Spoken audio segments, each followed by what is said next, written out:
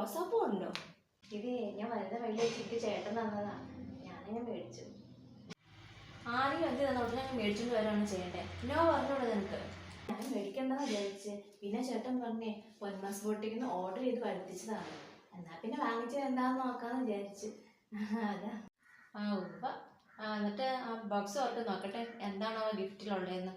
തുറക്ക്. അതൊന്നും പറയില്ല, ഞാൻ വേണമെങ്കിൽ ക്ലൂ തരാം.